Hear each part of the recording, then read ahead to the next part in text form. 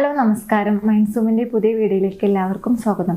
ഞാനിന്ന് നിങ്ങളുമായി ഷെയർ ചെയ്യുന്നത് മാനസികമായി തകർന്നിരിക്കുന്ന ഒരു അവസ്ഥയിൽ നിന്നും ഒന്ന് മൂവ് ഓൺ ചെയ്യണം, ഒന്ന് റിക്കവർ ചെയ്യണം.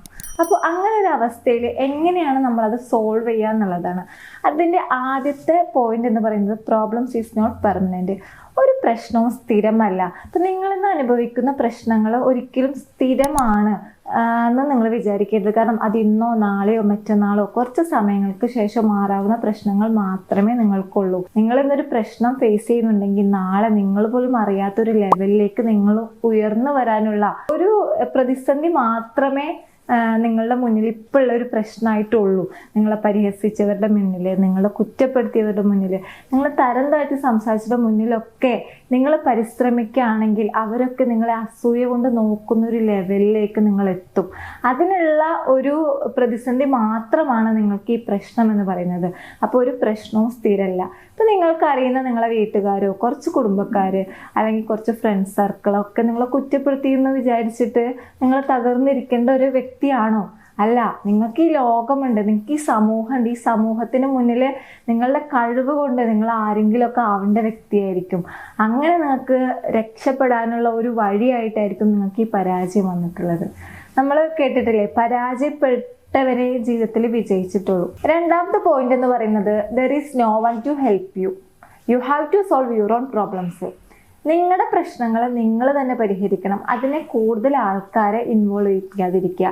കാരണം നിങ്ങൾക്കൊരു പ്രോബ്ലം വന്നാൽ ഒരാൾ നിങ്ങളെ സഹായിക്കാൻ ഉണ്ടാവില്ല, നിങ്ങൾ മാത്രമേ ഉണ്ടാവുള്ളൂ. നിങ്ങൾ അതിൽ കുറേ ആൾക്കാരെ ഇൻവോൾവ് ചെയ്യിപ്പിക്കുന്ന സമയത്ത് ആ പ്രശ്നങ്ങൾ വലുതാവുകയുള്ളൂ. അതൊരിക്കലും പരിഹരിക്കാൻ പറ്റില്ല. അപ്പം നിങ്ങൾക്ക് പരിഹരിക്കാൻ പറ്റുന്ന പ്രശ്നങ്ങൾ മാത്രമേ നിങ്ങൾക്കിപ്പോൾ ഉള്ളൂ.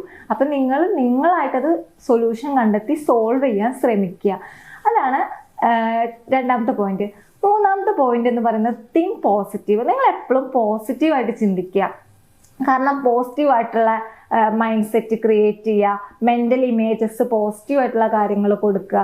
എപ്പോഴും പോസിറ്റീവ് തോട്ട്സോട് കൂടിയിട്ട് ഇനി എന്താണ് ഫ്യൂച്ചറിൽ പോസിറ്റീവായിട്ടുള്ള ഒരു ലൈഫ് നിങ്ങൾ ഡ്രീം ചെയ്യുക, വിഷ്വലൈസേഷൻ ചെയ്യുക. അപ്പോൾ നിങ്ങളുടെ ലൈഫ് തന്നെ മാറും. അപ്പോൾ നിങ്ങൾക്ക് നല്ലൊരു ലൈഫ് ക്രിയേറ്റ് ചെയ്യാൻ പറ്റും. നിങ്ങൾക്ക് ഈ പ്രോബ്ലംസ് ഒന്നുമല്ല എന്നൊരു തോന്നുന്ന ഒരു അവസ്ഥയിലേക്ക് നിങ്ങൾ എത്തും. ഫോർത്ത് പോയിന്റ് എന്ന് പറയുന്നത് don't express your inner feelings emotionally.